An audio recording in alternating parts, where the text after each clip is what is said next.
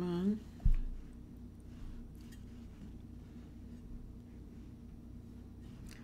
My goodness. Sorry, Michael. I am not worried. I'm dealing with a client at this moment. Oh, So really? Okay. it's Marcus Lovett, if you know who he is. I don't. He's the guy that's a fan of the opera on both shores. Oh, cool. We are live now, so Yay. that's great. Hi, ladies and gentlemen. Let's start again. We're starting again, and let's see. And we're starting.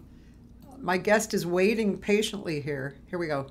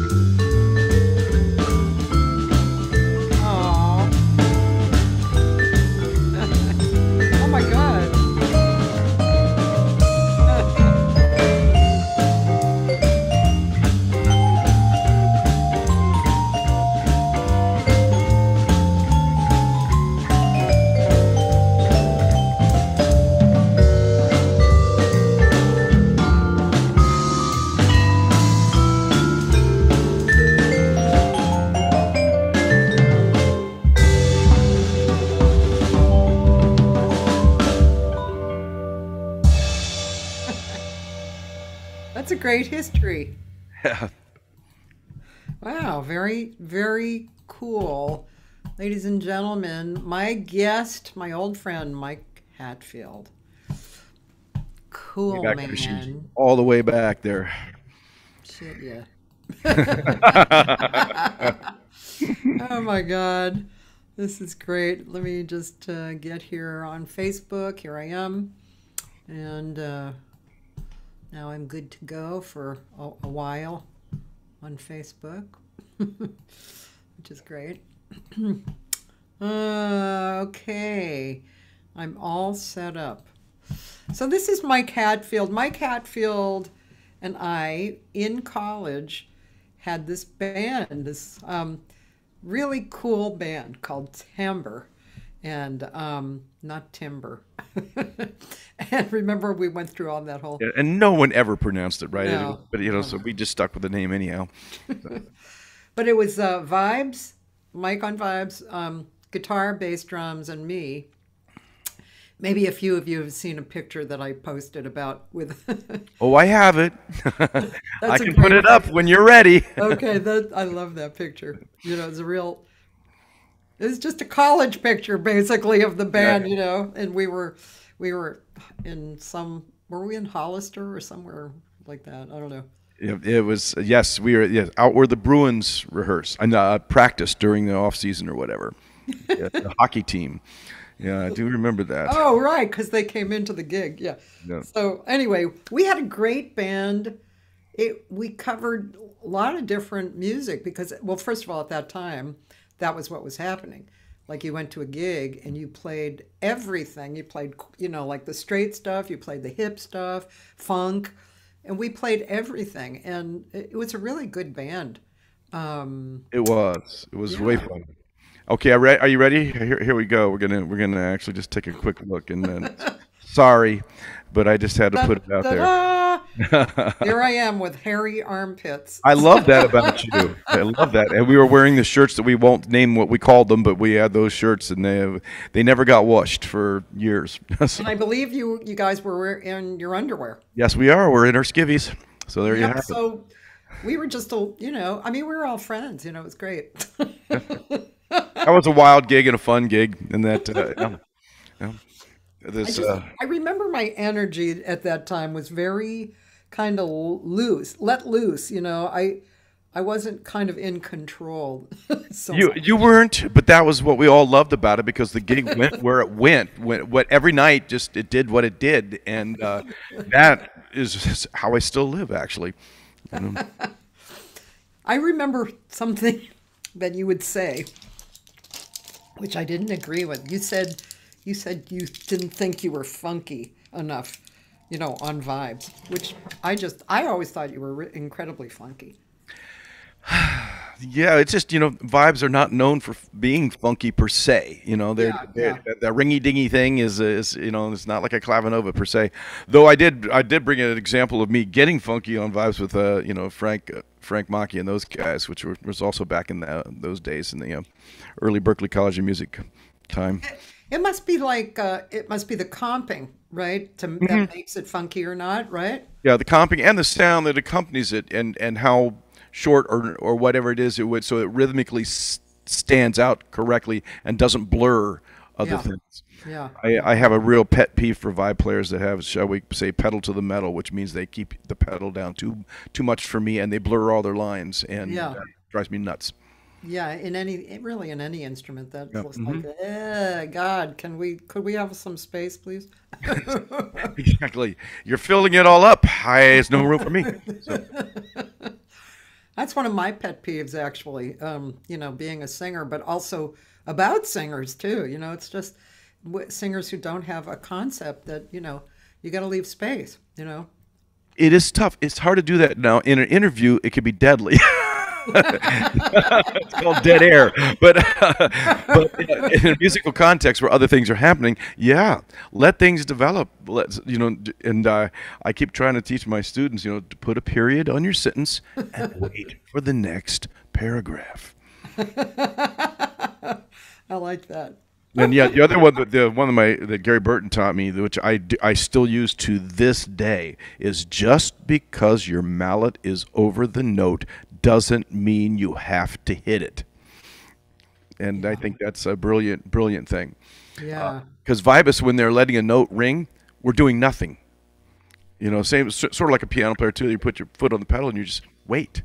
And you know, sax players or whatever, they don't have that problem per se. You know. Yeah. Yeah. Yeah. It's interesting. Now the guitarists still have their finger on the note, so yeah, I'm doing something. I'm doing something. But us, we're just waiting. You're just going bing. Yep. Whole thing. There's so much to talk to. I know Roland. Roland said your meeting up with Gary Burton sounds like a jazz fairy tale. It is. It was. It had happened just like that. Do you know that story, Cathy? I don't, and I was reading it. Tell us the story. I will tell you. So when I was coming out of high school, I was just deciding what college to try to get into. You know, my grade average was not totally stellar, but it was good. Yeah. And so I applied to North Texas State. I applied to New England Conservatory, and I applied to Indiana University. And I wound up going to Indiana University, and this was kind of before I really knew Gary very well. And I'd met him by accident during when I was in high school, because my high school jazz band won some awards, and one of the things was to play a concert with Gary Burton in Pennsylvania. You were playing vibes, right? At that I was time? actually I was playing everything at that time. My high school band teacher used me up everywhere. So I was playing drums, flute, vibes, singing front vocals, doing all that. And so I actually did win the soloist award for Ohio back in 1972. And that one of them was to go to a stage band clinic of your choice. So I chose the one where Gary Burton was at. I thought I could go hear some stuff. So I went there, but I didn't get a chance to really hang with Gary like I did wind up later. So I went on to IU, and I saw Gary was doing a clinic during the year, and I talked to a couple of buddies, and I said, hey, let's go up there and see this clinic in Bowling Green. It's 300 some miles away. So I got a ride up there, and the guy said, yeah, man, we're going to leave in the morning. If you can find a place to crash, you can ride back. I said, that's perfect. So I had a lot of friends up there in Bowling Green. I crashed and got up in the morning. They had left without me. Oh. In the middle of the night. So some friends, right? Oh my God. However, they did me the best favor and changed my entire life. Wow. Because I was out hitchhiking and not doing so well, and all of a sudden this travel pulls over, and it's Gary Burton. Oh my God. And he pulls over, he goes, you looked familiar. I could say it like Gary, which is, you look familiar. I normally don't pick up hitchhikers.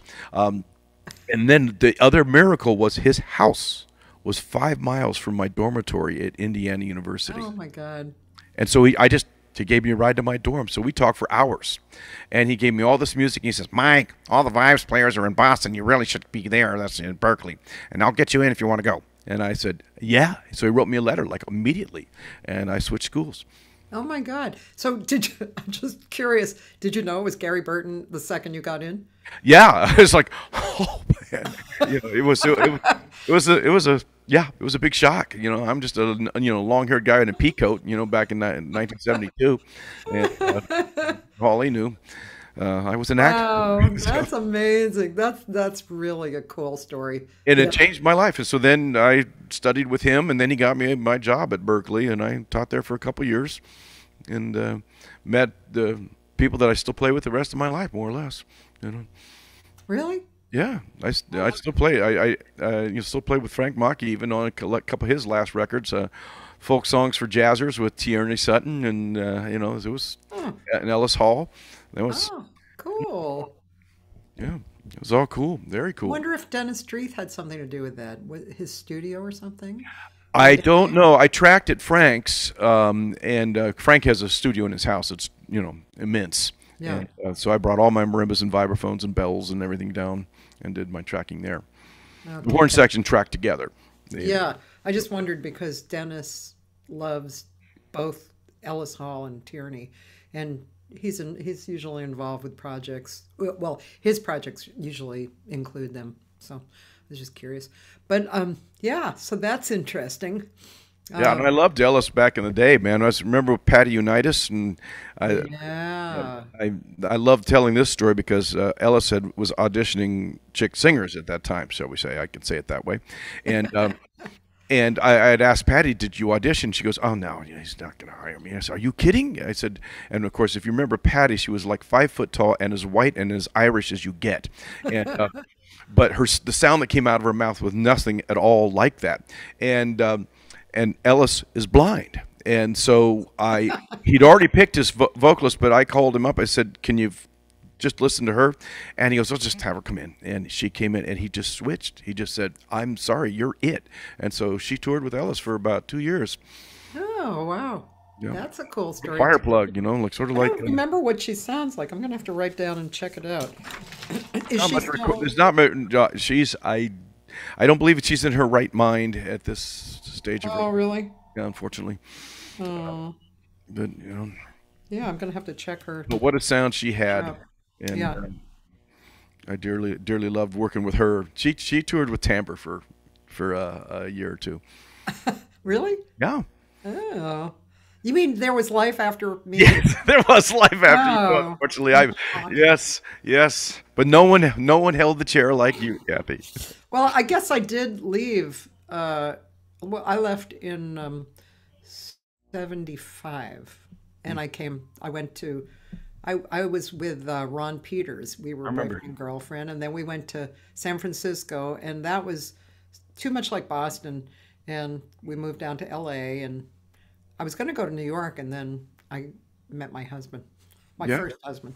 Anyway, that's why I left Timbre. Yes. Oh, when I left Boston, it was sort of the same thing. Growing up in Ohio, I didn't know. If my mother's listening, I will apologize. But my mother's still alive. She's 100.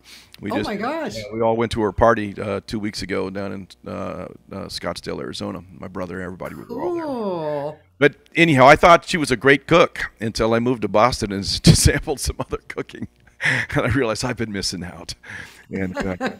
And I love Boston a lot, but after teaching at Berklee for a couple of years, I said, man, I'm teaching people to do what I want to be doing. I just want to see what happens if I plop myself down in a town. So then I came to San Francisco, and I just loved the city. I just loved it. And so it's my home ever since. That's really cool. Yeah. Yeah, that's a real interesting. I know we were talking about, that we'll talk about various things, but just that alone is interesting. How you sometimes can get so involved in something, but whether it's teaching or, for me, it was leading a jam session for years. And then you stop, and then you realize a lot of your personality, like what you're known for and what you think about, is involved in that. And it's not what you want to be doing. Yeah, you just wound up getting into this groove, and it doesn't stop. It flows like a faucet, and so it just keeps coming around. Well, that's one thing that when I am a jack of all trades here in this town. I am not known for any one thing. I'm just known as call Hatfield, he'll figure it out, and that's kind of my gig. And actually, I love that because I would not be good in a pit band, and I'm even not good. I've been playing with one show for 35 years. Is that the Buddy Love show? Yes. And tell us about that. I mean, I had seen a little bit of it, but I wasn't, kind of on their fan list or something. So I only came across it occasionally, and especially because I knew you were in it. Yeah, it was a wacky thing. So I'll tell you what I'll do. I'm going to I'll put a couple photos up real quick so we can see cool. what it looks like.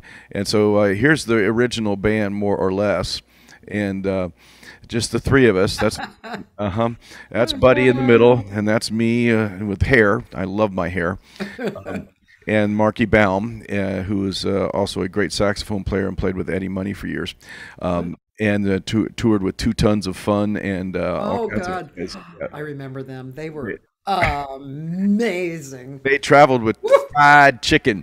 So I'll put a more recent shot up here. Let me do that for you. And 2 Tons of Fun. I'd like to find out more about how they started.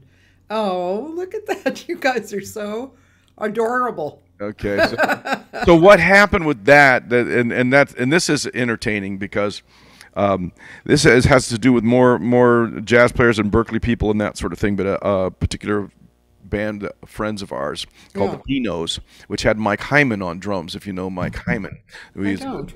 Mike Hyman played with Burton early on when he was like 18 years old. His first pro gig was with Joe Henderson at 14. So this gives you a clue of what kind of a drummer he is. He was a savant. And, oh, wow. But he also had a little wild, crazy hair, and he moved to San Francisco for a while. And I got his number from Jill and Jay. So the Dinos have been playing a steady gig at a particular nightclub on Thursday nights. Yeah. And they'd done it for about a year, and they wanted a night off. And so they called up Robert Vickers, who's Buddy Love. And Robert Vickers then goes, I don't know what to do with that night. I'm going to call Hatfield and see what we want to do. And I said, well, gosh, why don't we play tunes we hate? And he goes, oh, that sounds really good. He goes, I've been working with this character idea, Buddy Love, which is completely stolen from Jerry Lewis and Nutty Professor. But he goes, of this guy, it's a lounge singer idea that I have. And I said, great. So we'll make up a list of tunes we hate, and we'll then go do a night. And so we did, and we showed up at the gig, and we played it, and the club owner sat out in the audience and was laughing so hard he was crying. And he goes, guys, that was so good. Could you do it again? And we looked at each other going, well, I suppose we could, And so we came back for one more night, and then he goes, you guys want your own night? And so we did Tuesday nights there for almost 11 years. And I was making more money on that one night than I was making on casuals on a Saturday, because the place would just be packed. And it was wild, and it was crazy, and it's not wild and crazy as much like it used to be, because we didn't care what happened, and if anyone would call out a tune, we would attempt it right then and there. But we also made sure we trashed it, which is exactly what we were at. So it was very funny. So then Marky Baum joined us. So Mark Baum is great saxophone, guitar doubler. And he's sort of the goofy side of us. I played the straight man, and Buddy, of course, was all out of his mind and delusional. So our premise, after a while, we said, well, how do we do this? And we started doing some tunes, and Buddy goes, well, I don't think Buddy would do that tune. I said, no, wait a minute, I got an idea. Buddy wrote everything for everybody else. He said, well, I got a tune for you, And so Buddy can do anything because he wrote it all. And so that's how we went. And then it took us to New York. It took us off Broadway. We played at the Jewel Box Theater where Madonna got her start. We were there for months. And, really? Yeah. So it was hysterical. We were on the Today Show. We were on the Good Day New York and a bunch of other crazy shows. And it just took on a life of its own, and it's still going. So what do you do? Do you work a lot with it now? I mean, not as much as we used to, which is okay by me to a certain degree. I do like to work enough that we don't have to rehearse, which we rarely do anyhow. But so if we work enough, then it just kind of keeps it in there, because as a trio thing, I'm running keys, I'm playing bass at the same time, and running a drum machine, and singing my parts, and then doing lines. So it is full plate for me, and if I get out of that groove, it's scary.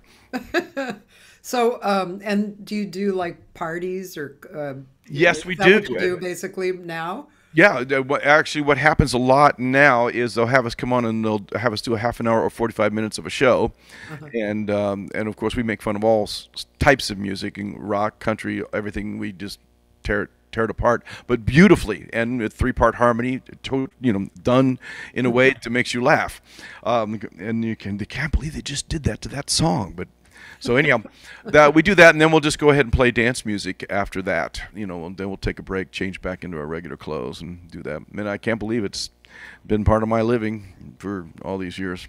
It's amazing. Is there like a little bit of a YouTube that we can just listen to? Yeah, there is. I think, did I put one on? Did I put a YouTube link on that? Maybe I didn't put a YouTube link on that. Let me look at that. but I Helen can. Sami, Norwegian Wood, music in place. I'm only praying. God is Oh, holy. actually, we can go to Music in Place. We'll find a buddy in that. I'll let you search through it while we're at it. Yeah, we did a whole show for Music in Place, so we could do a little bit of that. It was during the pandemic. It was the first live stream from Music in Place, and I will talk about that for a second because Would that. it be under playlists or videos? You could direct me if you Okay, want. actually, let me get there too. So we'll go together here on that one, and let's go to MIP and make it happen. Is music in place your Yes, thing? yes. That started in the pandemic, and that was an interesting change in my life because we all woke up one day saying it's going to be in concert live streams is where you're going to find it. Okay, and Okay. as you click that link, you'll see the Fabulous Buddy Love is number 8. In here at the top.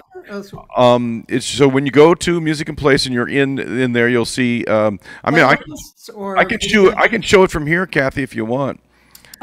I'd rather probably be in control, but is Okay, it all right. playlists or videos? It's going to go down to in concert live streams. There's as you open that bit, you'll see. Okay, right here. You just scroll down and you'll see in concert live streams. You can just click to that, and then here you'll we see go. number 8, and then we'll be off to the races. I don't see numbers, but There it is. I see Buddy's picture there with his finger up in the air. Yeah. That's it. There you go. All right. And once it starts, you can just roll up to where the dialogue starts, and you'll see what And do happens. you want to say something? So, Okay, I will say something before we begin. Yeah. So what happened during the pandemic is I very well. Oh, here's all the dogs are coming around. So I am known for connecting musicians, and I've played with almost everybody in this town at some point or another. And so I got a call from a friend of mine, Rod Merrymore, who used to run a entertainment booking agent, and that agency still exists. He sold it, but then moved on to other things.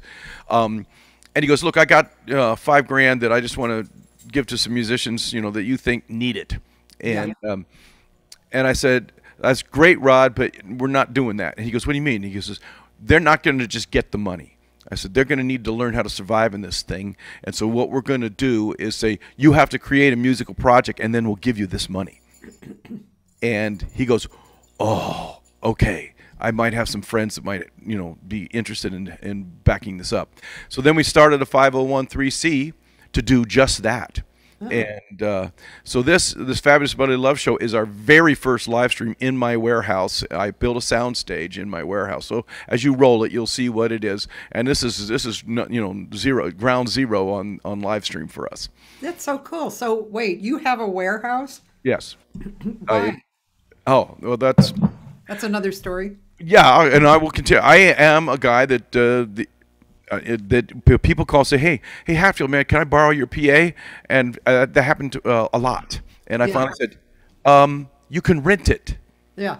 And then I wound up finding another guy, Larry Walker, who had the same problem, and we just said, let's start a biz. And that way, when we're doing our other gigs, or the big system that we didn't need because this is a little gig, we'll put that out to work, which we did, and it built a business by accident. And so as a matter of fact, I'm rehearsing the James Bond Experience in my warehouse tonight for a show that we've got May 1st. That's cool. Okay, so here is the, let's see, maybe the Buddy Love Show, the first show that you were talking about. California, it's time for the map. Oh, this is in the hangar. This is the big band. This is actually, it's not the trio here, but this is the big band, but let it go. Okay. Yeah. Is Buddy in front of this? So you watch what happens. Okay. Worldwide for over 60 years. Let's welcome to the stage the world's greatest entertainer, the fabulous Buddy Love. Oh, yeah.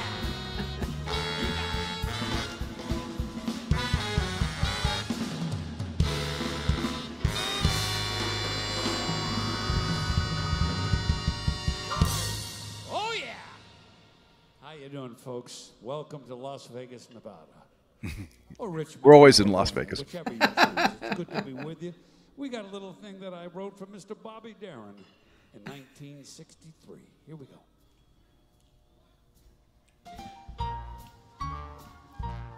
Real happy little ditty for you. alone in this world was poor little lamb.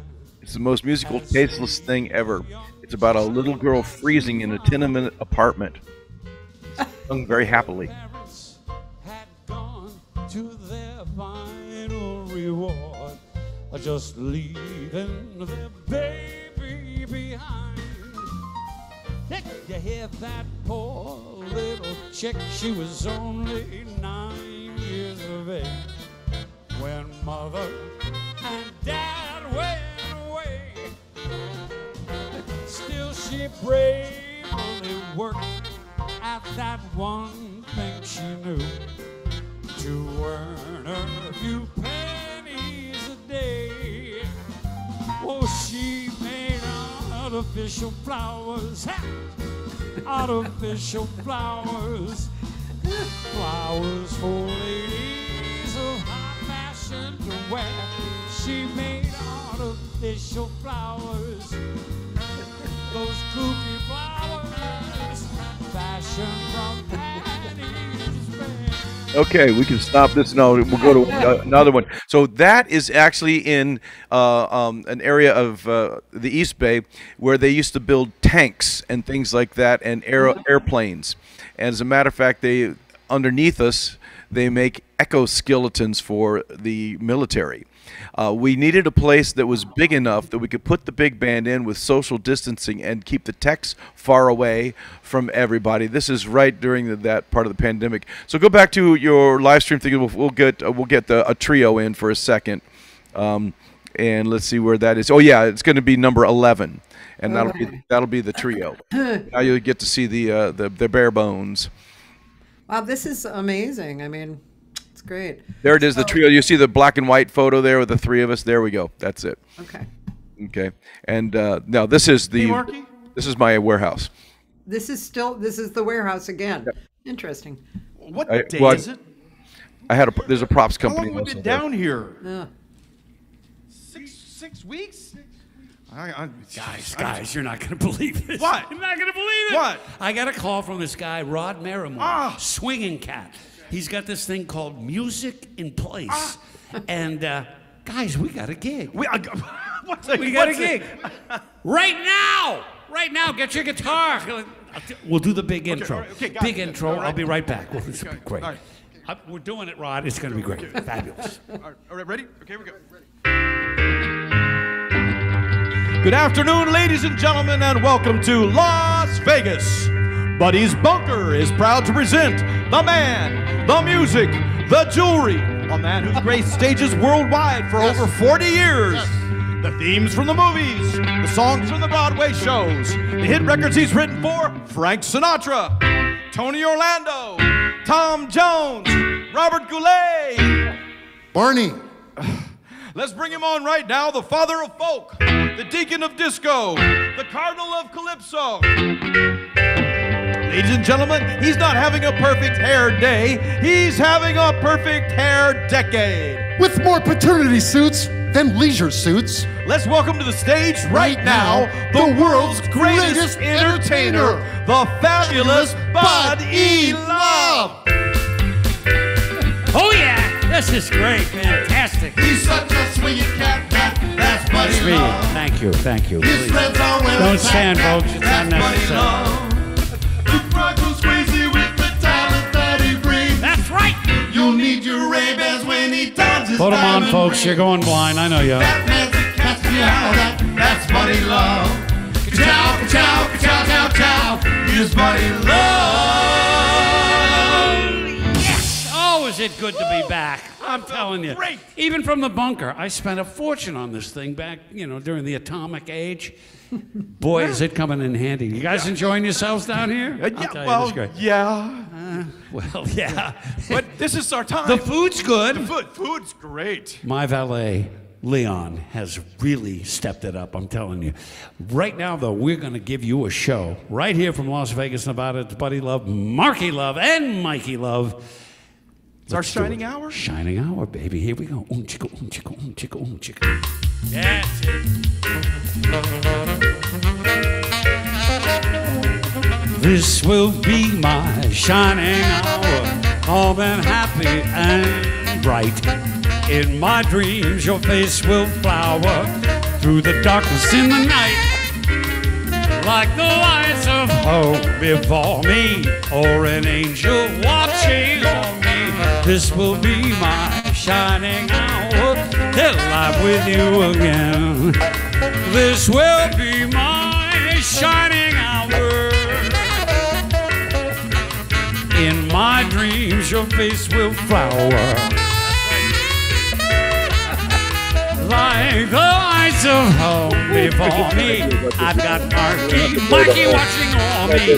This will be my shining hour till I'm with you again. What are you saying? I'm saying you don't have to let this play through. It's all right. It is a whole show. It's 30 minutes, so we're not going to go. Yeah. So, but it was way fun to do this. It was one of the first ones out of the gate back then, in the beginning of the pandemic, and we were all scared to death because everybody is in my warehouse, all trying to stay apart and do what you had to do to exist. And we were going to talk a little bit about that. Yeah, so that whole pandemic bit, when that happened, it was just like this avalanche as well, you know. And so what I wound up doing is being the, shall we say, moderator for Zoom for Musicians. So if you go to the Facebook page, Zoom for Musicians, that's me. And what I did was help all the musicians hook up their stuff so they could play live and do what they needed to do.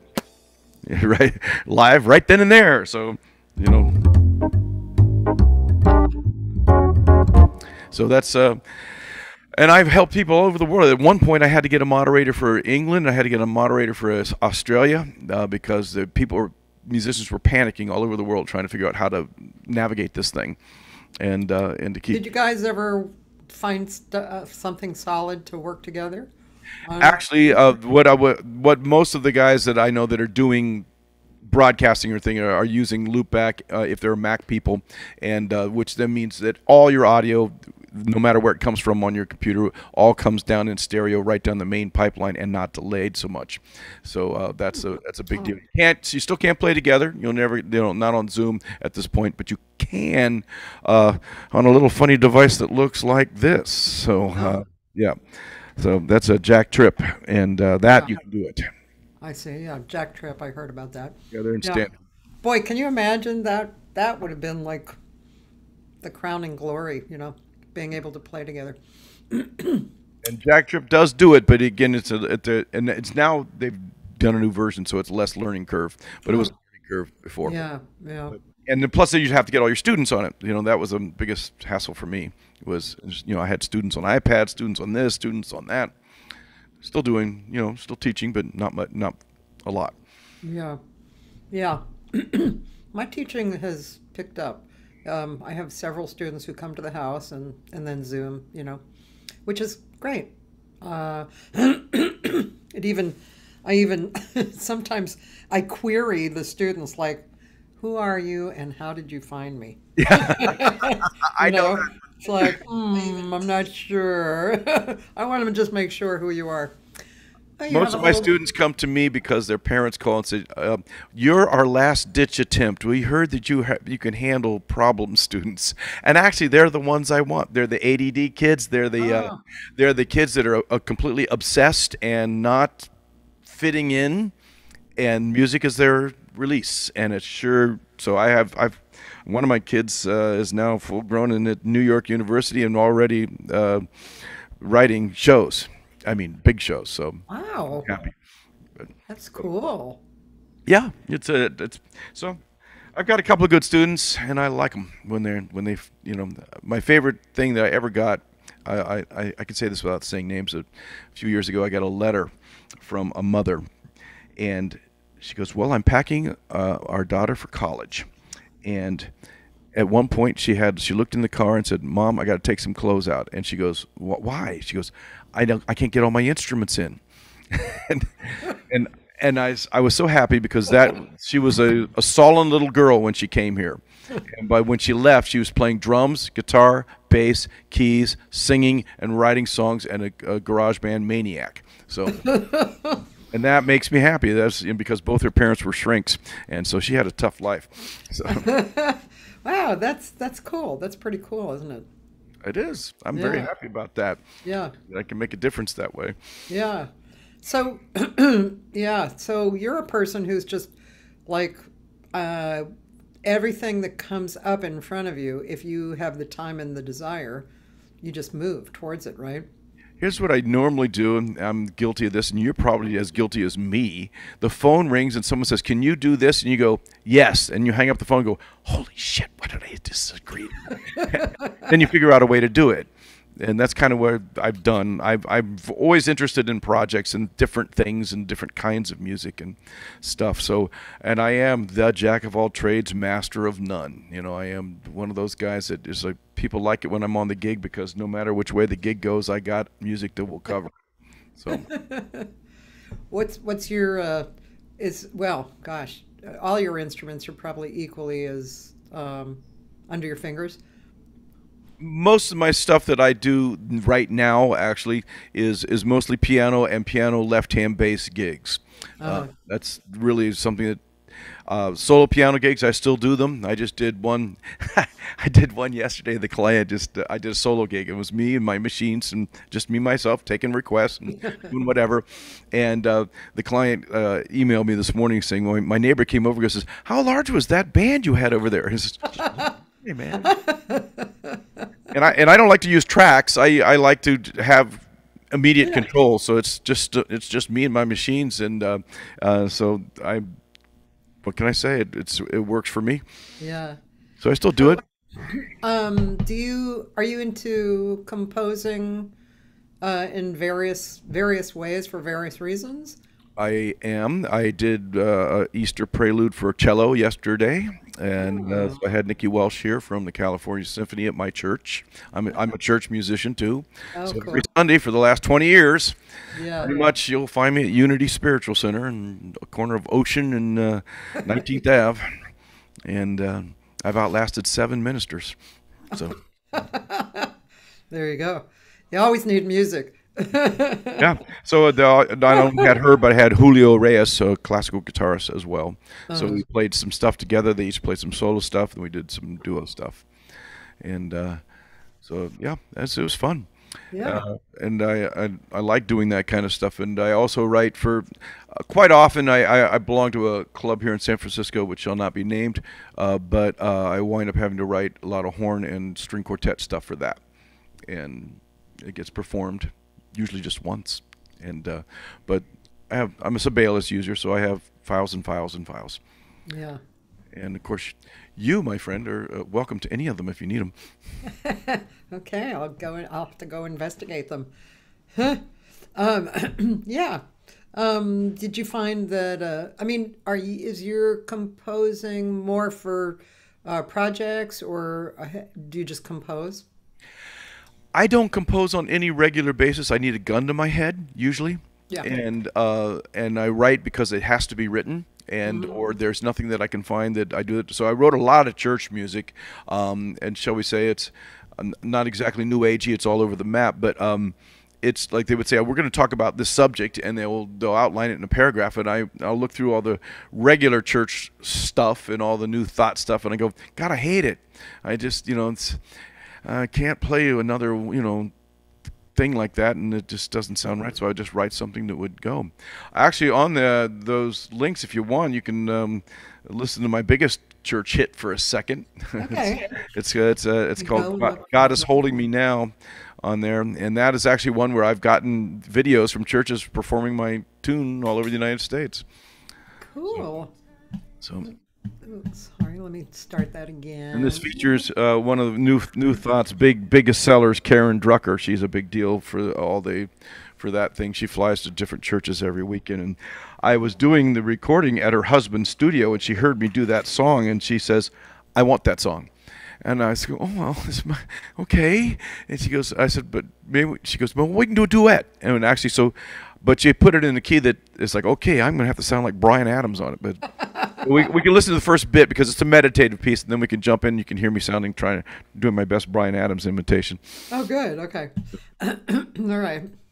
I've actually written a few I have a little group of songs that I've written too, because we all do end up doing those gigs at some point, you know. And it's pretty music, you know. It makes you feel good. It's meditative, you know. It's beautiful. Let's see. Here we go.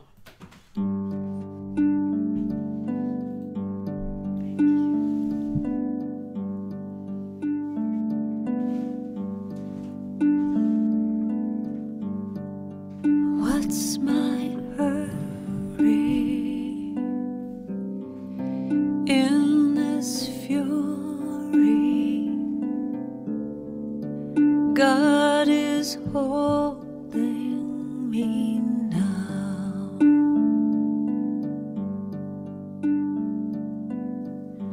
Untie the knot in what I am caught in. God is holding me now.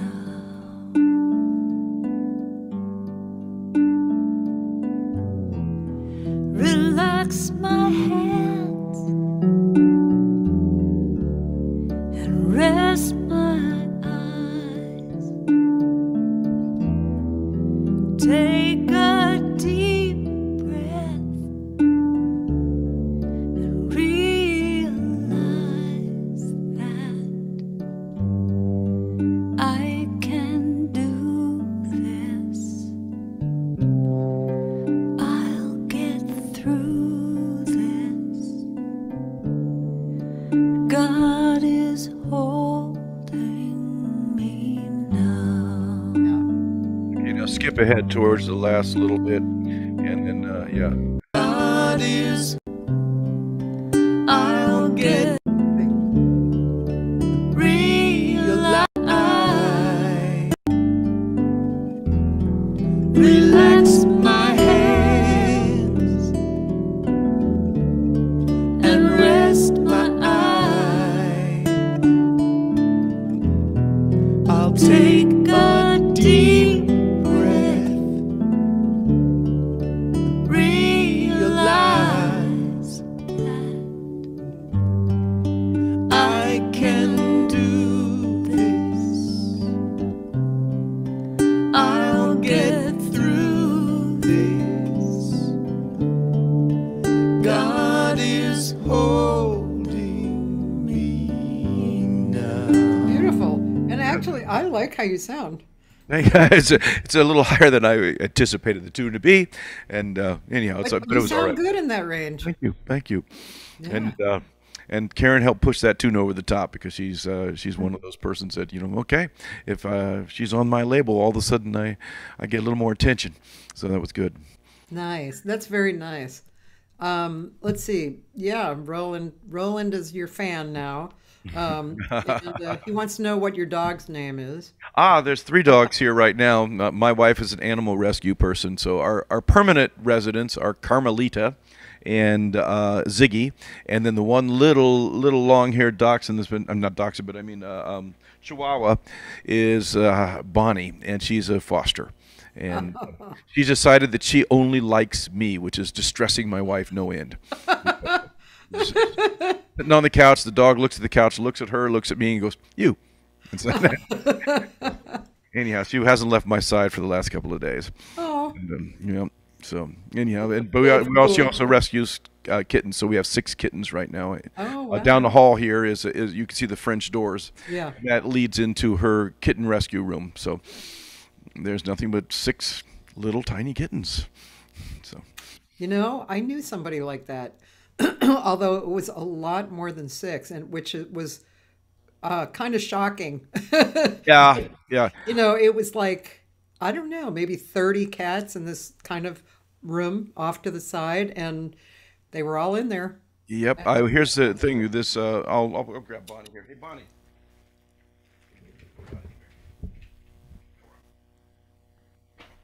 This is Bonnie. Oh, she's adorable. Bonnie was from a dog hoarder, and so there was 25 dogs in a yard. And so when she came here, she just shakes for a couple of days. But now she's in the groove. So that's the cool thing about dogs. Dogs will release that stuff. Cats, it's like they'll keep it forever. Yeah. So anyhow, this has always been an animal house over here, including me and my friends. So,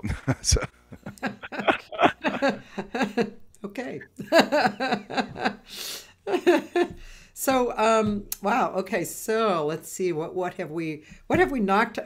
Didn't you want to talk more about something? I did. I wanted to talk about how we met, and we talked about the band that we were in, but you introduced me to Jill Romano a long time ago, and that was a big life changer for me, and I know it was for you as well. Her family made a real difference in my life from the upbringing I had, which was perfect. There's nothing wrong with it. I just learned another way to live from that family, and actually I have to relate one thing that just popped in my mind. But one time, Jill and her mom Selma were arguing fiercely. And in my family, I never quite saw that exactly happen like that. I tried to interject to get in there, and they both turned on me together, goes, "Stay out of this!" And went right back into it. And then they were hugging, and then it was over. And I was like, oh. And they were just completely relaxed with that. And I learned a lot from that. Then I learned a lot from her brother. I went to see her brother conducting for Dionne Warwick, and that was interesting. And I don't know if you know this, but her brother was hooked. He was definitely an addict, but he was. I don't even remember her brother. Yeah. Why wouldn't I have known? Half brother. Half brother. Mm-hmm. So it was. She has half sisters too. So, and I'm friends with all of them. But so let's actually let our listeners know a little bit about Jill. If you'll let me play that track, I'll play that track. Okay, and before you do that, sure. So just new moment in time. Mm-hmm. So Jill Romanow was a dear friend of mine from when we were in junior high, and her sister too, who was a little older, Leah, and we were in vocal groups together, and like big vocal groups together, and and her mother was a jazz singer, a great jazz singer. She played piano too, didn't she? Yes. Anything C. Oh, interesting. Any tune, didn't matter. They were incredibly hip, as Michael just said. And I was telling Michael before that I was definitely going through lots of weird stuff in my teens, partly because my dad was a sax player, but he was, he ran around on my mother, and my mother was kind of being driven crazy by that.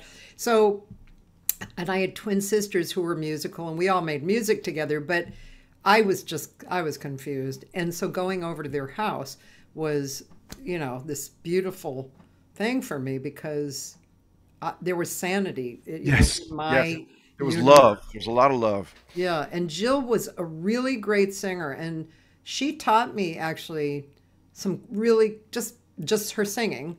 She just taught me some great stuff about singing. It was wonderful. And then in college, maybe I introduced Michael and Jill, and you did. No, you are guilty. It's coming back to me now. I remember it, man. And Michael and I had a band, and Jill was there, and we lived together, or we didn't live together, or whatever. There was a lot of whatever, hanging out. We were college kids, and so this is Jill Romanow. And are you playing? I'm going to play My Ship with Jay Azalina, who she eventually married. He great guitar player. He lives in. And he was in timbre too. Oh, he was? Yes, he replaced Mark Rosen. Oh. So he and I toured together forever, and his girlfriend, Z, was her name, Z, would come out on the road, and Jill would come out with me, and we'd all hang out together. So it gets, it gets deep, but let's just put it that way. I'll talk about this on this track, actually, and I want to preface it before we go there, is when Jill was thinking about a career in music, and I was already in Berklee College of Music, because she was in dental school. She was to be a hygienist and that sort of thing. And but she was really frustrated, thinking that, maybe I should be doing this music thing. And I said, okay, well, why don't we, find you a vocal coach? And she goes, well, I hear this guy's really good. And so we went, and she sang for him, and he was brutal. And what he said was, well, your voice, there's maybe a backup singer at best. And she was devastated. So here's the best part that I dearly love, because I get to see this guy. Back then, Livingston Taylor had a tiny little studio on Boylston Street. And I said, well, let's go see Livingston Taylor and see what he says. He's doing vocal coaching and performance coaching. And we went in there, and I sat outside on the front steps while she dealt with him, and she came out beaming and glowing. And he goes, he loves my phrasing. He loves my musicality. And he says, there's no reason you can't go as far as you want to go. And that was just like a boom change. And that's when she enrolled in Berklee, and then started singing around. And she was singing with my band, borrowing your dresses. So now I'll play the track for a little bit. We're gonna jump into the track just about where she where she comes in. So this.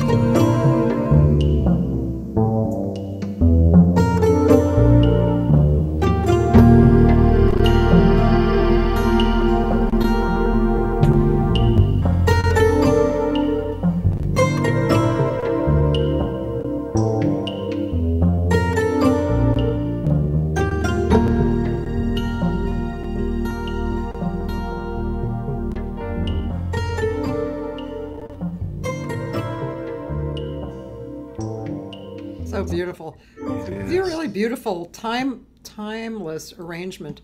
I love this picture of her. This, that's her at college. I mean, this was the house that you guys lived in. The home of the stars. Yep. I mean, Jefferson Street. Yeah. Look at her. Yes. Oh, she's just so great. You know, that house, I've told you this before, but maybe not for a while. But you know, that house, my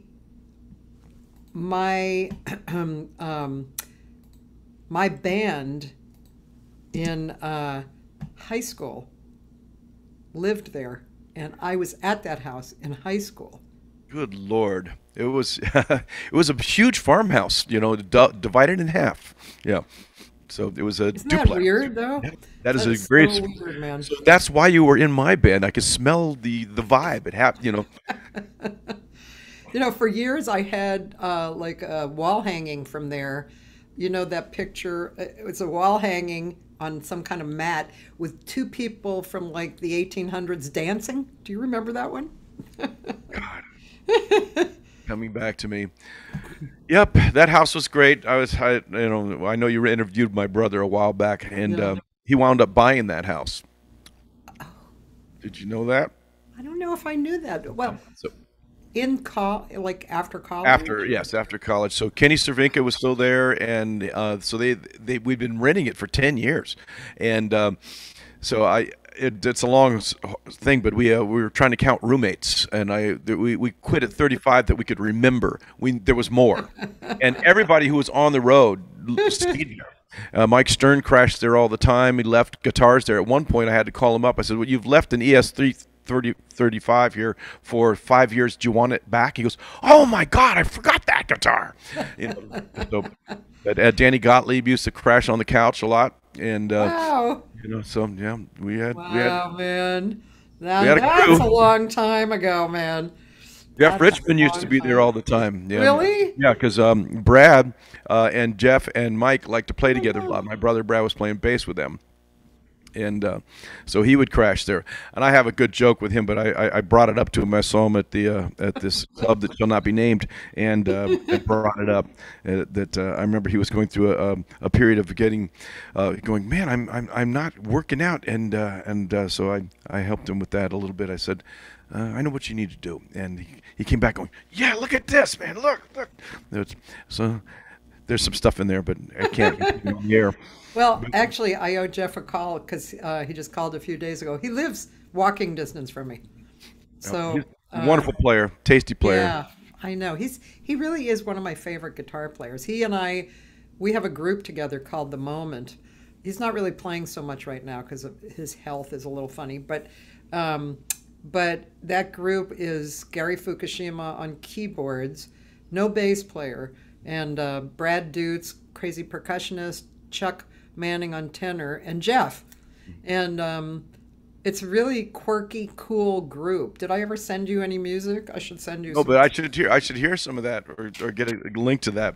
Yeah, when it comes to crazy quirky, I'm all about that. I'll send it to you. You'll get a kick out of it.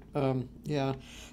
So, yeah, but I really love Jeff. He's a cool, great, cool guy. We have to have bagels tomorrow or something. Bagels and a schmear. Yeah, a schmear at Western Bagel. Yeah. So Jill, we can talk more about Jill, and because I know you have some more stuff to talk about and share. And Well, she wound up singing with a little bit on some of the Michael Franks tracks and Spyro Gyre tracks. So you mean for them? Yes, and I remember Michael Franks was at a memorial. It wasn't a memorial. It was a fundraiser for her, and she got sick.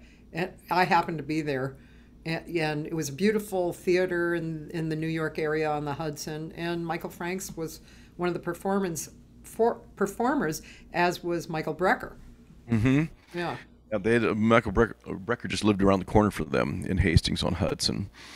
And so anyhow, it was a wonderful time, during watching her grow, and her daughter's getting married soon. So there's Really? our yep. Oh, And she's barely 5 foot tall, and she's marrying a guy who's like 6'4". It is amazing to see them together. that's cute. It's impressive. I'll have to look on her Facebook. Yeah. Yeah, there was, I mean, for me, since I grew up kind of, in starting from high school with her, she was kind of a leader for me. Her energy was very forward moving, and she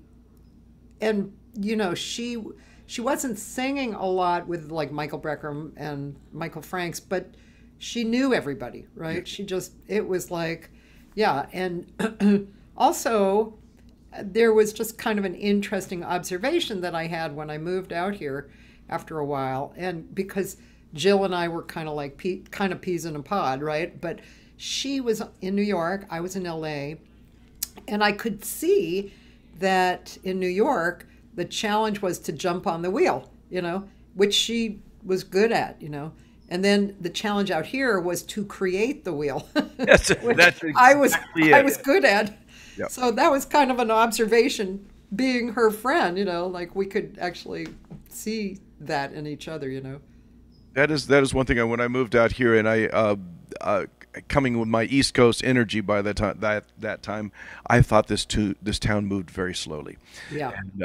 And I said, wow, I can jump on this and I can make it do what I want it to do. So I was pretty much able to do that, and it's been a funny little ride over. If you look at my career arc. And it's an arc, but it's an okay one. I actually did want to talk about this a little bit, which is musicians and money a little bit, because that's something they never talk about out loud exactly, except to complain about how much restaurant gigs pay and who's the bad paying contractor. Yeah. You know what's kind of funny, Cathy, as I've been out here since 1981, that's a friggin' long time. And back then a restaurant gig would pay me $75 or $100, and it still pays that. I'm doing occasional restaurant gigs for $120 plus tips. And then the same guy goes and makes $2,500 playing with the Buddy Love Show. I'll go do a smaller group thing where I'm leading a band or whatever, and I'll be making 16 to 2. And it's like, wow, the same guy's worth nothing here and something there. But it's incredibly wild ride as to what something is worth. It's really interesting. It has all these different fingers too. I mean, over the years, gosh, I remember actually talking about that with a guy who would hire me for casuals, and he was kind of a little bit more like the Buddy Love kind of guy. And he just couldn't understand why he had to pay musicians to rehearse with him, for casual music, and he just didn't get it. Why will you go for free to rehearse artistic music and then play it in a coffee shop for $20 when I'm paying you $200 or $300 for the gig, and then I'm paying you for the rehearsal? I don't get it.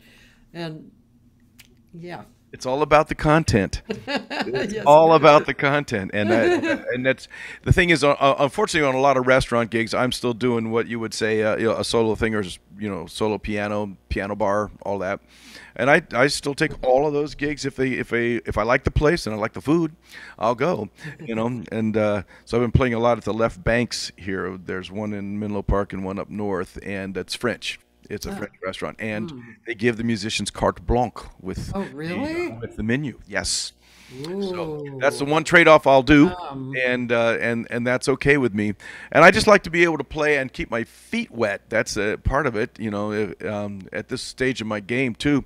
One of the things that I learned early on when I moved out here, I was playing with a band called Runners, and it was all original music, and it turns out the guitar player was also my tax accountant. And so I'd hear him talking about investing and things like that, which I knew nothing about that, not one iota. And all of a sudden I started listening to this going, maybe this is a way I can make money while I sleep. And so I called him up and he explained kind of how it works, and so believe it or not, I actually made a switch. I'm still in the Musicians Union, and I'm actually now a life member here in San Francisco. But I've been in since I was 16 years old in Ohio. I've never been out, and I quit paying into their pension and started paying into my own, and it made a huge difference. And if you're in the union now, and I know all the LA guys are going to be screaming bloody murder, and Frank he was even in the forefront of that. They mishandled the pension very badly. Yeah. And it was a very sad and horrible sort of thing. And I'm actually taking that pension now, believe it or not. For all the work that I did during the late 80s and into the beginning of the 90s, I have enough so that there's stuff there. But I just quit and did my own, which is I have much more control over.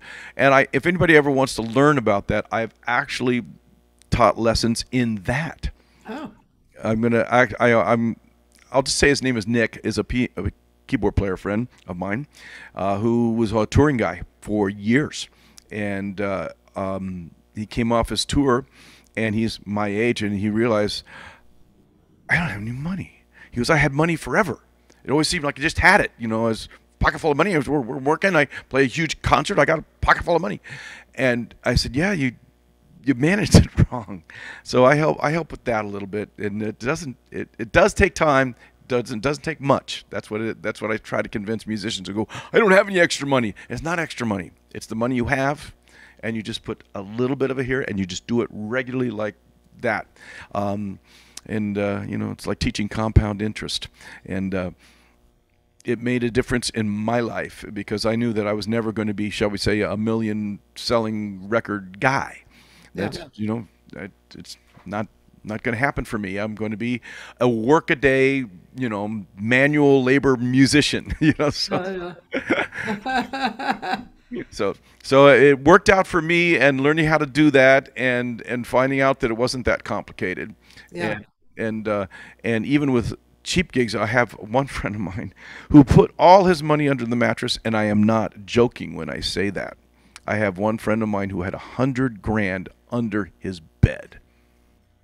And I'm going, what are you doing? He goes, well, I just didn't want to, deal with the government and all that. So I said, well, you're kind of blowing it here because the money's doing nothing where it is. And if it ever goes by any stretch of the imagination, you got nothing. So I convinced him to slowly bring it in as a teacher. And I'm not going to say any more than that, but he was able to bring the money in and account for it. Yeah. Wow. And now he can. He's actually going to make a big move, and he's now can do that, shall we say, legally or whatever. Yeah, anyhow, all that is stuff that musicians don't like to talk about until they're alone in a room with one guy, and then all of a sudden I get stories.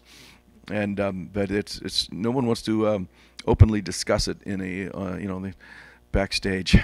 Yeah, well, it's really interesting because gosh, as you say, we both know a lot of people like that. They end up broke and dead, or you can see their living situation is not good. They can't change it. They had lots of money before. Yes. Oh my God. Yeah. I just like, wow. We're talking major tour here, and so I know he's making $1,200 a night, and he's and they are touring, and he's got a complete per diem, all expenses paid. So where did that go? Obviously some people went somewhere. Yeah. But anyhow, wow. Yeah, it's really interesting. Well, I'm going to keep that in mind. So. One person actually comes to mind, although I've never talked about it with him, but he's in a roommate situation. So I'm guessing, his money might not be utilized as well as it could be, Right. It's hard to do. And it's hard to, if you've never done it or dealt with it, it is almost like saying, no, you're going to push that button and your life will change. But you have to push the button. You have to push the button. Oh, it is so funny when my friend bought his first stock, and he's going, "That's it." So I said, "Yes, push the button. And goes, really, I mean, if I do this, I'm going to, yes, you will. Oh, but we were sharing screens so I could watch him push the button. And, so that's what I do. I get on Zoom and I help people. We get to share screens and look at try to figure this stuff out. Cool. Yeah. See, you people out there, are you listening to this? This is good information.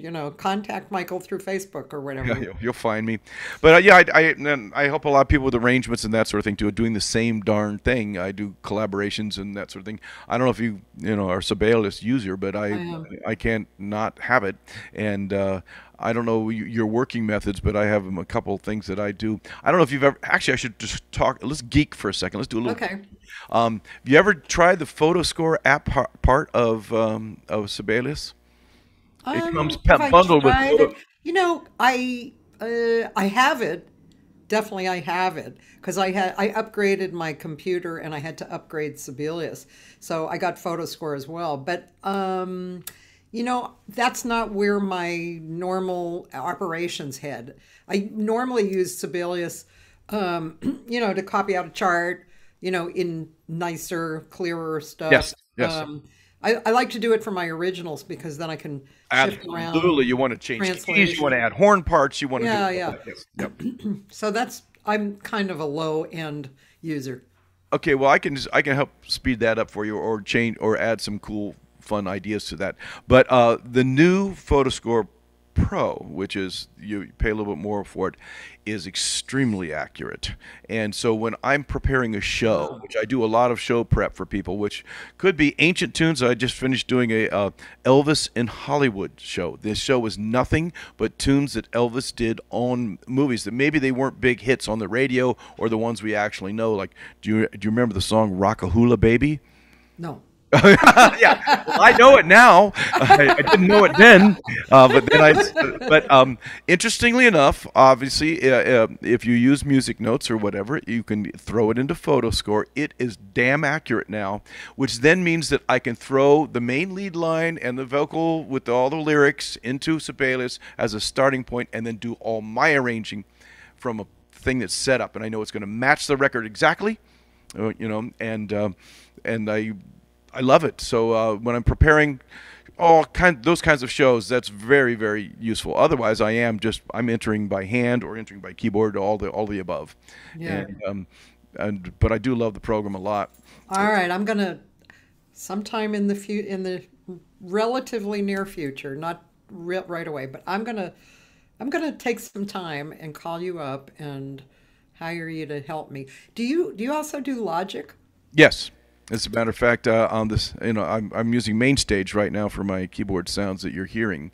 So if I was to switch it, that's Mainstage. So it's what I'm using for my sounds, which is an offspring of Logic, and I'm editing a show in Logic right now that we'll leave some names out, but I'm doing a Broadway show that is known and is getting done in a tent in Florida, and the person who's in charge is a well-known singer, and I am editing tracks. And he goes, I need to customize it for this show, so I am cutting and pasting and adding and then putting new parts on to make the show do exactly what he needs it to do in this particular context. That's cool. Yeah, I have Logic. I mean, I worked a bit in GarageBand, but I just never quite got up the ladder of technology, and then I got this new computer and I got Logic. And it's good to listen to some of the stuff that I'm doing in the studio and be able to practice with it. But I need one more rung at least to get into the the good action of recording myself. And so that's what I need to do. And I want to do that. I want to do that, in the next 6 months if I can, I mean, I could demo something now if you wanted me to, but here's the thing I love about Logic, and GarageBand does the same thing. Yeah. Obviously, Logic is GarageBand on steroids. Yeah. But for musical inspiration, the drum track of Logic is really flexible, and you can really change things up, and all of a sudden you've got a drummer playing the groove you want him to play. Yeah.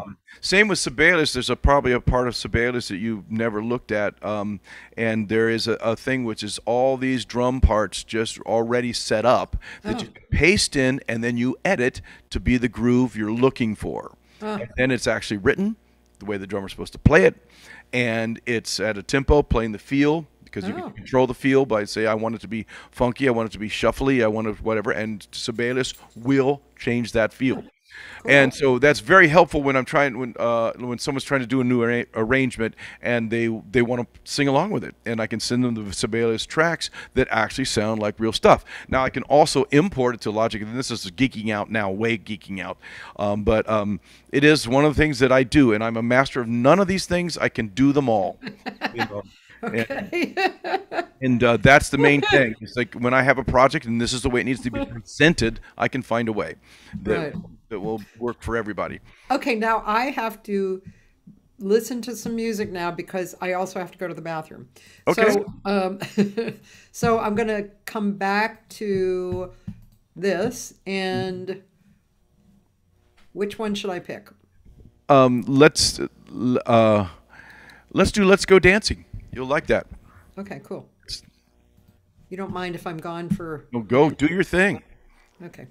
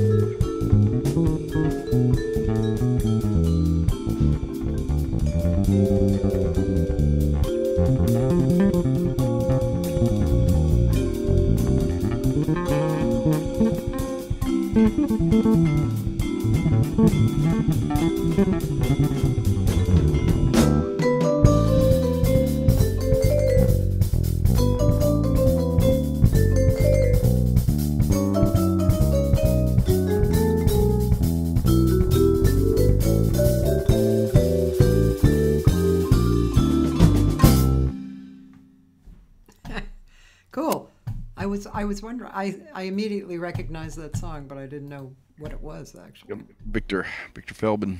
Victor. And that's Andrew Higgins on bass and Dave Roquiche on drums. There was a vibes player that kept popping up in those pictures that I didn't recognize. That's Tommy Kessiker. Yeah. The mallet band has a certain set thing that everybody's been in. Anyone that plays mallets in the Bay Area has been in my band for that at one point or another. But my core thing is Tommy Kessiker on vibes and marimba and things, and then Jim Munson Ryder on drums and or a bass marimba, which I've got the only bass marimba around, and it's pretty cool. And then there's the famous Tom Miller, which we all love to hate. We love to hate him. He is the coolest cat, reads fly shit, and I'm really, it's like, I wrote one piece, and for 4 mallets, and we came in to rehearse it, and even I struggled to play it, and Tom sight read it, and so we all were pretty pissed off, but I rewrote it again, and so it was much more playable, but he still played it perfect. So. He's that guy. He's the only steel drummer I know that improvises and can just sight read steel drums. No one does that. I don't even the guys that are the heavyweights don't sight read. They don't read bebop. Tom can just read it. And first time I watched him playing a wedding on solo pans, and that's when I first met him. I didn't know who he was, and I just was astounded. So then I'm looking over his shoulder, and he's just flipping through the real book, and sight reading whatever it was, and 4 mallets on pan. I mean, he's comping for himself. It was, Tom Miller, something else. Wow. I miss him. He still keeps an address here, but his wife is a heavyweight in University of Colorado, so he lives over there now. I also want to mention something, Cathy. I have one little feather in my cap that I think is really funny that only will mean something to musicians that know. But I delivered the very first set of real books ever delivered in the back. I think that's amazing. I remember, of course, I always tell my students, I was there. My friends made the real book. And then 2 days later, somebody copied it and sold it for $5 less. Yes. But you literally delivered the first real books. Our friends, who shall remain nameless, called me up, and I played with both of them, and I love this because you're the only guy we know with a van, and we've created this book, and I knew they were creating the book because their places were a mess. There was paper everywhere, but they got it together, and they were ready to have it offset printed, and they had to have 500 copies of this massive book, and so I drove out to Western Mass to the printer, and we loaded up my van. I brought it back, and I started selling them in the lobby of Berklee College of Music. Wow. Isn't that amazing? That book is worldwide. It is. That is, and look how many things came out of it. And I mean, it really is an amazing piece of history. I agree. And what can I say? Both those guys did real well with the rest of their lives, too. Yes, I also know that they both bought cars and air conditioners. I know that. That's funny. Because neither of them had a very good car, and of course we lived in the Back Bay, and during the summers it was like sticky, horrible Boston weather. Well, the shorter one, yes, car, I left a plant with him when I left Boston, and this was really a weird plant. So remember the Swedish ivies, right? Which grew profusely. So for some reason in Boston, you could just take a leaf and just grow it, in a plant. This particular leaf never grew anything else out of it. So it was alive, but it just kept getting like thicker. One leaf? And I gave it to the short one. Yeah. And every time I would see him after that, he'd do something like this. Okay. Eventually it broke, but isn't that weird? That is really such a funny little quirky thing. Roland is asking, but I know the answer that I do, but these platforms like Logic, etc., do they require a monthly fee, or do you buy them outright? Well, it was Bailey says now it's now a subscription, which is a pain in my heart. However, you can get the older one and pay for it, and it's done. But I wound up going to subscription only because there was a couple of updates that came down the line that I found useful for me, and plus I write all that stuff off anyhow. So writing off things for taxes now is a little harder than it used to be because of the new rules. Yeah. But depending on how your money flow goes is what you can do. So all those things are something for me, but I will say what I use, my palette on my computer, if you care, is between Transcribe. I don't know if you use that at all. No, I don't. Okay, I'll tell you what that is. Yeah. It's like an amazing slow downer if you've used that. Yeah, yeah. Okay, it's like that on steroids. So for me, and that's like a $40 program, Transcribe, and it will slow it down, it will speed it up, it will keep the pitch the same, you know, or it will change the key to any microtonal. So if you're dealing with 1960s or earlier music where the tuning actually isn't steady because of the recording process and things like that, you can tune it within an inch of its life, which is great, and then spit it out. It will then export it. And I find it great for quickie editing. If you just need certain little things, then you need to compile things. You can just it will swallow anything. And video, MP3s, WAV, AIF, it doesn't matter. And so for $40, it's a damn cool thing. I can demo it if you care, or you and I can do it offline at some point. You want to try demoing it? Yeah, I'll give it. Yeah, I'll get it on my screen here, and I'll give it. Yeah. So for those of you who don't know these programs, like the Amazing Slow Downer, which is very helpful, especially when you're a singer trying to learn special arrangements. You know, you take the music, you put it into this program, and then you can slow it down and actually learn the lines you're supposed to learn. And as Michael is going to show us. Okay, so this is what it looks like right now. It looks like an empty field. And I'm going to grab, I put some other things on for my demoing of projects that I do and things like that. And I'm going to drag a track in, and let's see. Let's do any old track. So let's find... Okay, here's a Buddy Love track. So I just threw this track in, and I just dragged it right from my iTunes directly into this box. So here's the tune, and it's actually, if you remember Tony Corman from Berklee College of Music, this is his arrangement for Buddy Love.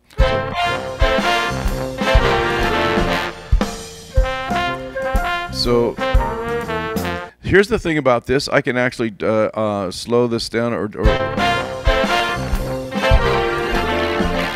or I can change the key, and it's right here at the slider on the bottom, if you can see the slider. So the tempo hasn't changed. Can I be frank? I want to be just like Sinatra and drive a big, expensive car. And then obviously you can take any little area and just sweep over it and say, just play this part. Can I be frank? I want to be just like. Can I be frank? I want to be just like. Can I be frank? I want to be. And then I can slow it down to figure, well. Can I be frank? I want to be. And here's the other little part. It will also show you, if I'm up here, I'm going to show you a view, and it'll say show chord guesses. And it will try to figure out the filter and actually to see what I can do. Now I'm going to take it so it only does one chord here. And depending on what it is, it will say this is what it is. Okay. They say it's the key of F. Okay. So you could find that too. And capo is also very handy for that if you ever use capo. If I'm doing something with a big messy bit, and you can see here's the chord here. But I can also see what the spectrum is here on a keyboard. You can see right here what notes are prevalent. So for learning something or trying to slow down somebody scat singing very fast, you can actually get the lick where you want it, and then you can decide to export it and say, I'm going to go and take this file and export that sound file, and then I can throw it back into or share it with anybody I need to share it with or whatever else I need to do.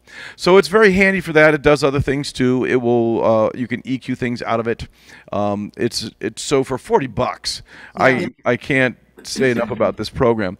And So quite often when I'm having to transcribe a tune that doesn't exist in any digital domain or whatever, so all right, Hatfield's got to transcribe it, and I'll use that to get it done, and take my time and I'll have them both open, both this and Sibelius, and I'll just be entering the notes as I go, and so that's my little workflow for what I do for writing for people. And somebody sends me their original song and says, "Can you transcribe this for me?" And there's lots of people on the web doing that, and some are more accurate than others.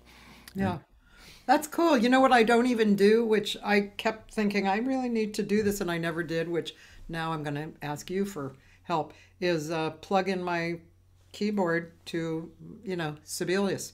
Oh my God! I've never done that. Oh my God! Done it by Okay, we're gonna have some fun with that right now. Okay. That's I will say one thing about doing Sibelius in real time, but I use like a half method, which is the most accurate, actually, to tell you the truth. Because it's looking at every little nuance of what you could put in for a note. So I'm going to just set up a blank, or actually I could even demo a file. Let's do that. This is so cool. This has never been done in 418 guests. Oh really? No one's done this, huh? Okay.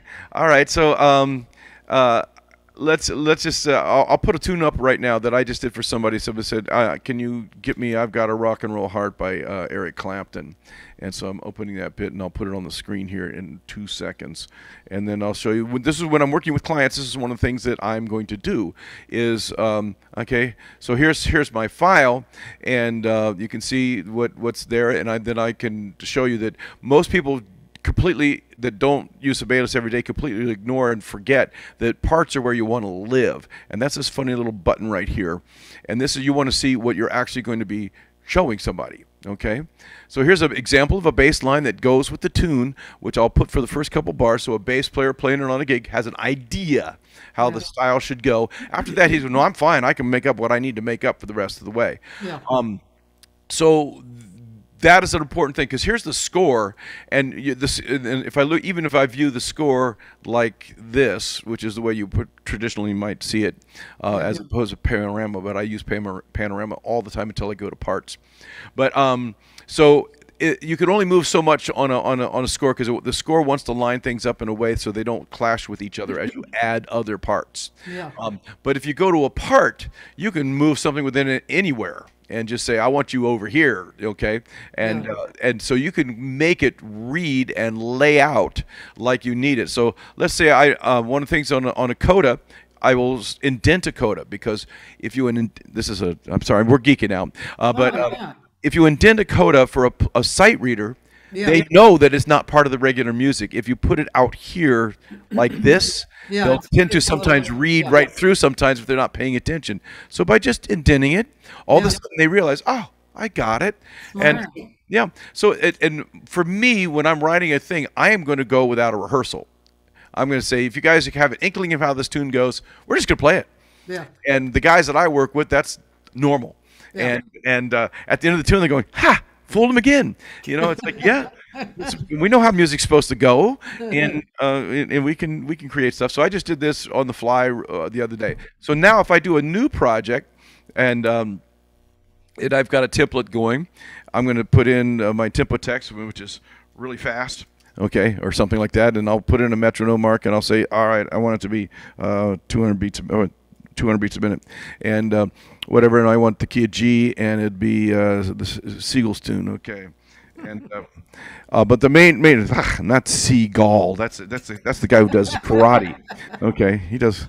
Okay, so then I'm gonna get a blank piece of paper here, and I'll kill this other piece, so we're only looking at one, and we're not going to stay there. Okay, so we're looking at this one blank thing, and here's the best part about Sibelius and being able to play on the fly. So I'm just going to play my chords in as quarter note. I'll do whole notes right now because it'll be probably easier.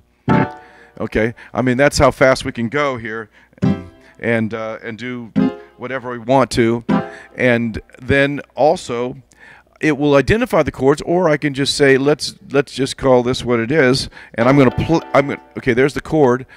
I can just play the chord, and it will identify it for me.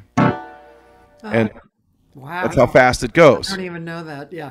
Okay, and so when putting chord symbols in, I rarely write them, only if it doesn't come up the way I want them. So if I'm just gonna just do chord symbols on I'll put some slashes in. Let's do. And you definitely want to do slashes if you're a musician doing lead sheets and chord charts and things like that. So you want to have slashes for where chords are going to go. Yeah. So then I can just say, okay, we're going to do this. Oh, cool. Okay, so then I can look at it and say, okay, I don't like this chord name here. I can change it. I can edit it, or put it in and say I'll do it in a way that Sibelius will understand. So if I do it like this, there it is. Okay, and he knew it was a flat 13, flat 9 because I did it in a way that I know Sibelius will understand what I'm playing without cluttering it. So anyhow, and you can move these around wherever they need to be. Yeah, and which is great. And that's cool, man. It's simple, but it's obviously very fast, and of course, obviously, usable. Yeah. And then obviously I can cut and paste as many times as I want by holding R. Yeah. So there you go. If you want, there's your quickie Sibelius lesson. But the nice thing about it is writing horn parts. If you've never done it, Sibelius will help you because it will show you. It basically shows high school era. Ranges. So if it gets out of a high school player, the notes will start turning red when you look at the part, saying, okay, this is off the sort of written horn. Though I know what all my guys can play, and so I can either reset that and just say ignore it, just play what I say, or and it won't turn it red. It's not that it doesn't print red. It just says that note's off the horn in theory. But yeah, but then also you know that you go, man, I'm doing my horn voicing's too high. I should lower everything. Yeah. There's little things in all what you're saying that I've had a little trouble with, and I just never really took a course or, so I just kind of wing it, right? But it's so easy to learn the right way or a way that really works, and then it's in your vocabulary and you use it, and it will come out nice. And that's the whole thing about doing this bit. The Sibelius is I want to show up at the gig, and in my case, I don't even carry music anymore. I carry iPads, and I have 4 pros and then 5 little guys, and that's what I carry.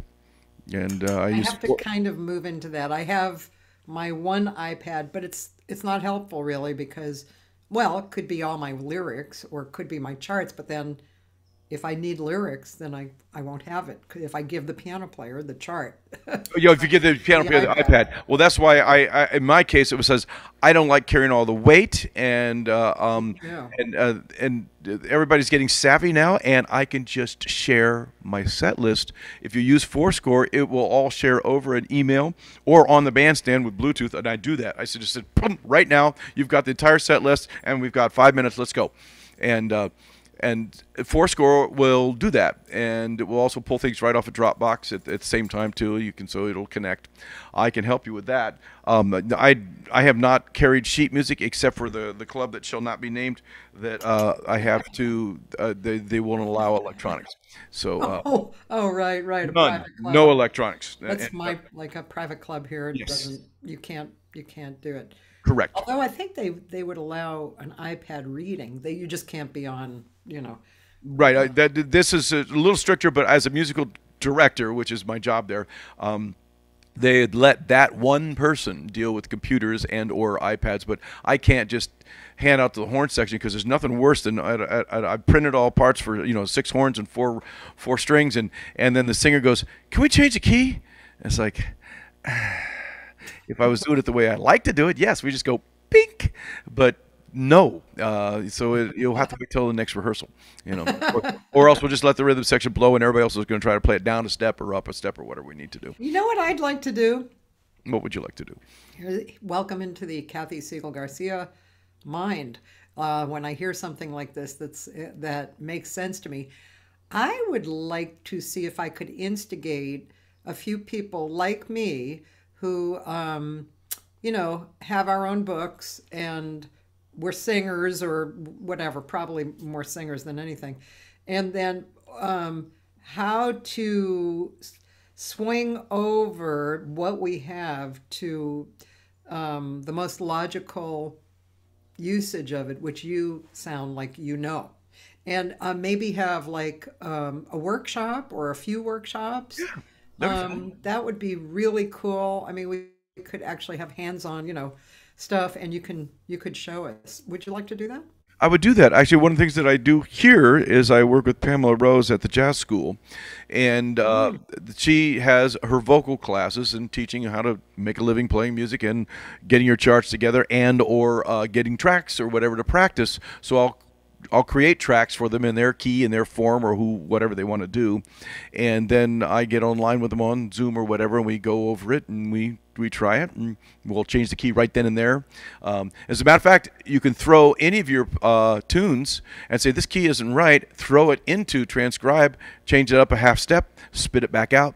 Now it's in your key. So if you've got tracks for your tunes, but it's going to be a guy or someone who's not someone who's a soprano and not an alto, you can go there. It's pretty good for about a third either direction before it starts to sound unlike real music, shall we say. Yeah, that's so interesting. But I would like to stop schlepping music, and I'd like to. I guess I'd have to buy. Well, I mean, like I know one friend who has an iPad and he uses it all the time, so I could send him. Yes. But the thing is.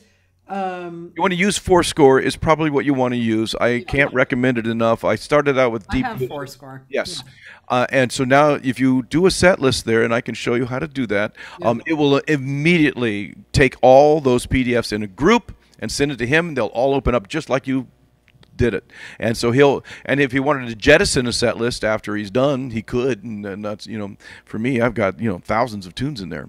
So, but for me, that's important. I don't like to be caught. Ooh, I'm like, ooh, this, yeah.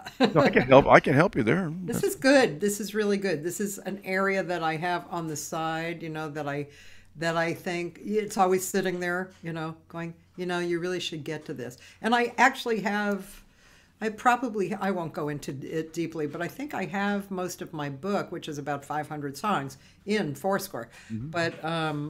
But I haven't moved beyond that, you know, like really. Occasionally I've sent music to people, and I would like to do it.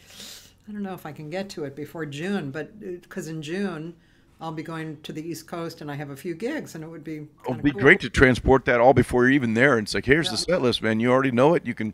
And the thing is, Fourscore, if you want to get into the power of it, which I don't utilize very often, but I have one client that does. Yeah. All his Fourscore tunes immediately trigger his backing tracks. And so he's looking at the music with the lyrics, and it immediately accesses his iTunes backing tracks and plays the tune. And for him, as a solo artist doing, you know, he's doing retirement homes and things like that, it's perfect, you know. So it's a powerful tool, and I've been very happy with their development of that particular app. If they're listening right now, Fourscore, thank you so much. I think what I'm going to do is write down what I feel like I have my attention on and need, and then I'm going to call you up and we'll talk. And anybody out there, how do you spell Sibelius? I'll spell it for you. Anybody out there who's interested in checking that out, you can contact Mike, and I'm sure he'll help you with what you need. It's pretty cool, pretty great. I have one player who does my jam session. I have like a monthly jam session. He always says, why don't you send me the playlist ahead? And I'm like, well, a lot of times I don't decide until like. I'm with you. I do the same. It's like, no, we're calling it as we go, you know, because I'm in the mood for this. And, but yeah. But see, that's my problem, because I have 500 songs. If I bring my book, I can pull 320 or 3, you know, but, so do you have your whole book on each of your iPads? Yeah, I can give you a clue. Let me give you a clue here. So how I manage it, and let's just do this. Let's should I? Oh, I should dare show you. Yeah, why don't I show you my whole screen so you can see what kind of a mess I live in, and not. This also could be good for you here.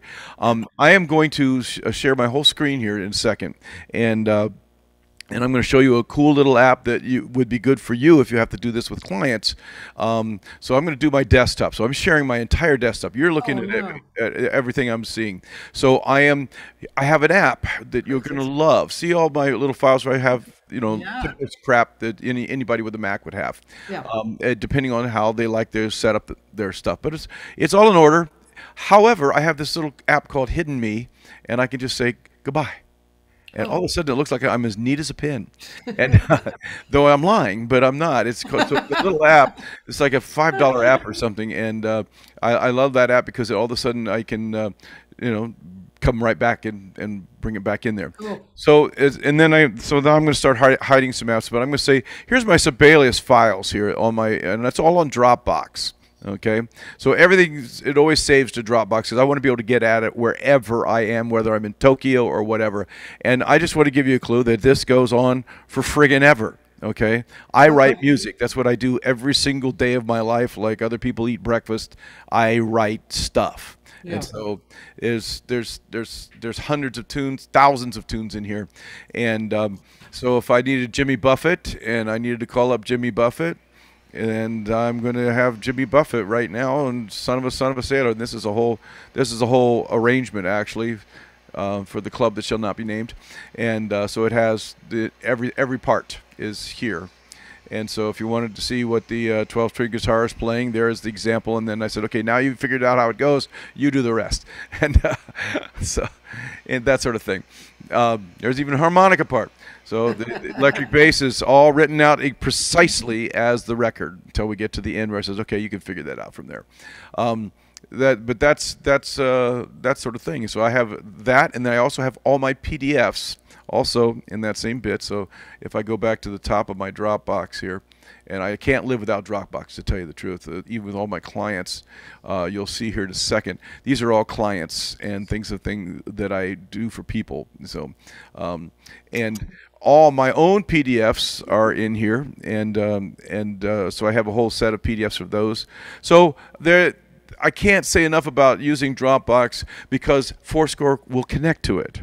Yeah. And if you get the newest Sibelius, which is also iOS cognizant, you can open up directly there. I still have Sibelius Scorch, which will open up all my Sibelius and then put it in any key. I think I have Scorch too. Yeah, but it's a little slow and clunky, and I think that's one of the reasons why Sibelius finally said, well, we're going to get rid of that. But it was free, and that meant if you got Sibelius and you didn't have, if you got Sibelius Scorch but you didn't have Sibelius, that was a beautiful thing. So there was all right. Well, yeah. I know who I'm talking to in the next month or so. Mike Hatfield, it was really cool to see you, to talk to you, to learn about your brain, which I knew before, but now I remember. And, yeah, thanks for spending 2 hours. It's a lot, but it went by fast. It sure did, because I'm thinking, God, I even had. I have to do one quick thing. I can't stand it. Showing pictures. No, I'm not going to show you a picture. I'm going to actually play a track real quick, just the opening bit here to this. This is what I am, and here we go.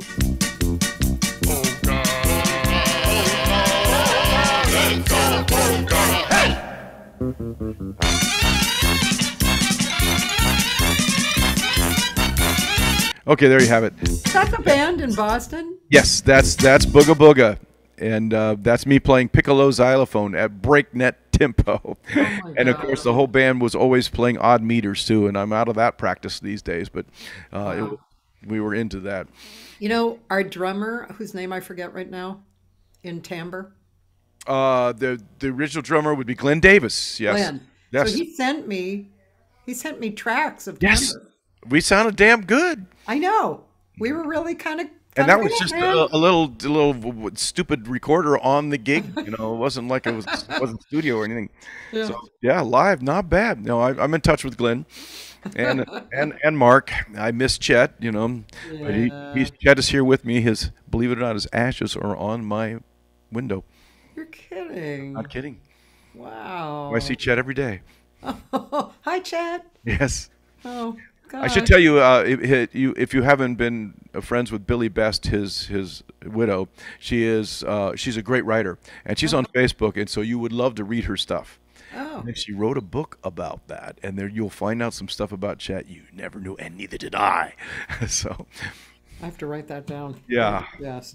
it's Billy Best, Billie Best, and you'll enjoy her writing. She lives in Portland now. Wow. Okay. Okay, cool. Thanks. I wrote that down. Okay. So have a great day. I'm going to have a busy day after this, and love you a lot, and it was really fun to hang out. It was really fun too. I'm glad to be here, and if I can help anybody, that's what I do to make a living. Is I help people do what they need to do. People email you or Facebook? All of the above. I answer everything, and I'm pretty much on my email counter says 4 emails right now and 1 message because I'm up to date. Oh, that's While you took a leave, I answered emails and did that. So that is the way I live. That's kind of weird, man, because my really weird. emails are like your desktop. Yeah, it's like really bad. I can help you with that actually. So I actually Okay. I actually know that I actually do that sort of organizational work for people that get overwhelmed by that. So and it's quick. It's quick and easy to do, and you don't lose anything. That's what everybody's always afraid of. They don't they're afraid of losing something. So well, it's another interview another day. Okay. Yeah. Okay. But I can help you. Okay. Thanks, Mike. Go to Mike for anything. Yes, I'll cook you dinner. All right. Bye, Cathy. Bye-bye. Love you. Bye-bye.